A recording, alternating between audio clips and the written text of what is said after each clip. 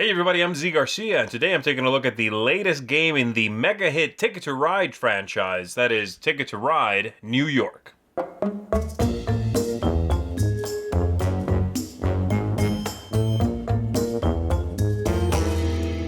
Ticket to Ride New York uses many of the same concepts as the original Ticket to Ride series of games. It is a game in which you are going to be placing, in this case, taxis onto the board.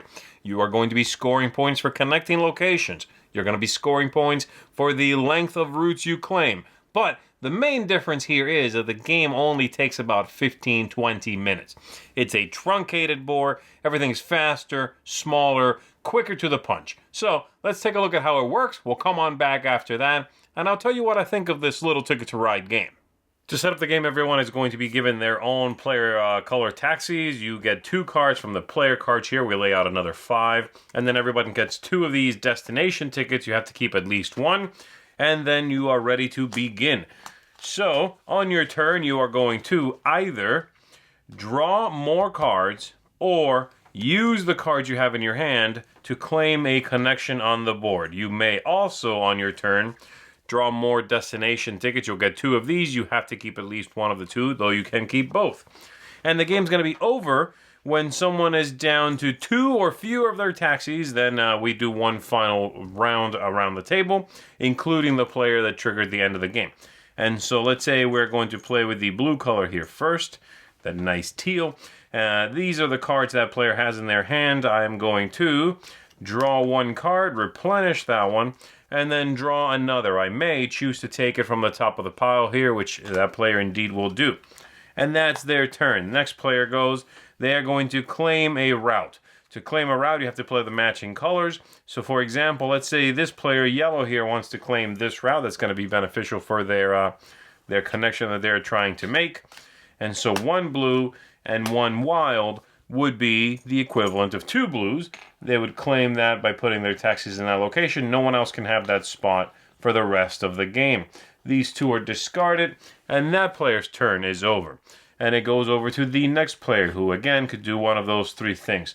So they'll go ahead and draw that one, replenish, draw that one, and replenish. The wild cards, as you saw, let you take the place of any colored connection necessary. And so you can combine those with another color. Say I could claim this with 2 pinks and 2 wilds. I could even do it with all 4 wilds. The only difference other than that, where you have to take into consideration the wilds, is if you ever draw a wild face up from the board, then you get a single card. And so if this is the selection available to this player, and they would like that card, that's the only one you get. If you draw from the top of the deck, no one knew it was a wild, it's still one of your 2 cards. This continues, as I said, until the end game is triggered, and then we do our scoring. The scoring is done on this little pad here. They include a pencil as well. And you are going to write the name of the players across the top. After that, you write down the victory points earned for the connections themselves, which is right down here. So a length 1, length 2, length 3, and 4 give you 1, 2, 4, and 7 points respectively. The next row here lets you score your tickets, your destinations. So this player, if they make it from Chelsea to Wall Street, they are going to get 6 victory points for this card. If they do not make this by the end of the game, you lose the 6 victory points instead. And then lastly, you are going to score a victory point for each tourist attraction that you have driven into. So, for example, the yellow player here is going to get 1 point right now, but if they also make this connection, they will also score Chinatown. They're connected to both of these, and so they'll get 2 victory points there. You add up those totals, you see who the winner is, and that is how you play Ticket to Ride New York. All right, there it is, Ticket to Ride New York. Let's talk about it. I'm going to start with thematic ties. I like what they did here with the theme, and they are setting it just in one city, New York City, and they have changed from trains, of course, to taxis, because that makes sense. And so I like the concepts. I like the idea of using the landmarks, the touristy spots for extra victory points, and the whole thing comes together well with a theme that makes sense for this scope of game. The aesthetics, component quality, artwork, things like that, is fantastic, as are all of the other Ticket to Ride games. The plastic taxis are very nice. Cards are well illustrated. They're bright, very good quality. Board looks good. They even give you the little pencil and the scoring pad, because in this tiny version of the game, there is no scoring track around the outside. And that's fine. Many people I know like scoring their connections later in the game anyway, as opposed to do it while they are playing. And in this one, you really don't need to do it while you are playing. There's so few, it's easy to do at the end. So I like that as well. Replayability. Does the game scale well? Are there new things to discover? I am a little bit of two minds when it comes to this. On the one hand, the game being shorter is going to lead to the possibility of it being played more frequently in a shorter amount of time, which you can fit more frequently in your regular day-to-day. On the other hand, there is less interest here. There is going to be fewer opportunities to be blocked, to show off your bravado of drawing tickets much later in the game and seeing if you can do it. Of just generally, the scope of the game, the arc of the game, having a clear beginning, middle, and end, and the tension associated with each of those parts of the game. That timetable is truncated, therefore, you are not going to have as many highs and lows. So I think overall the game's going to take a little bit of a hit to the replayability, to the as I said, the massive popularity that Ticket to Ride has had. That feeling of it being an event game is going to be lost a little bit here, because it is such a short game. I'm not saying it's forgettable. I'm just saying there's going to be fewer things to do in it, and that's apparent. So it gets a little bit of a hit for me in replayability. Game length, as I said, it's very short. It does stay interesting, I would say, the entire time.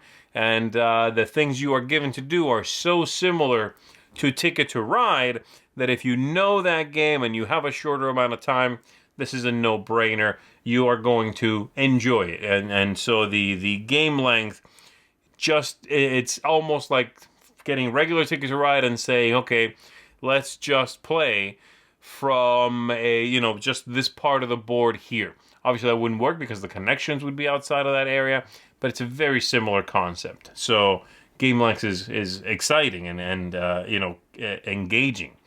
Ease of play. Is it fiddly? Are there any extraneous rules? Is it easy to teach? All of those things are not issues. The game is just as easy to teach as any Ticket to Ride, especially the first Ticket to Ride, which is Ticket to Ride USA, with the fewest rules. And the only new, quote-unquote, innovative bit here is that you are going to, if connected to one of those landmarks, get those bonus points. It's certainly something to keep in mind, especially later in the game if you're not feeling brave enough to draw a new ticket, a new destination. Then maybe you could just play a few cards, connect a few of the places you're not touching, get some victory points that way. I like the choice. I like that it's there. And it's an integral part to specifically this game, Ticket to Ride New York. And I certainly would say that it helps with the ease of play, that nothing else is new or too crazy. They've already changed from the bigger package to this, so the rules being not also a brand new complication, I think is a smart idea. Lastly, tactics and strategy. I find the game to be quite tactical. I suppose Ticket to Ride always was very tactical. There was not too much of a long-term strategy, except obvious things like, hey, you should try to have your routes line up so you can put down fewer trains, but still connect multiple tickets, multiple destination cards.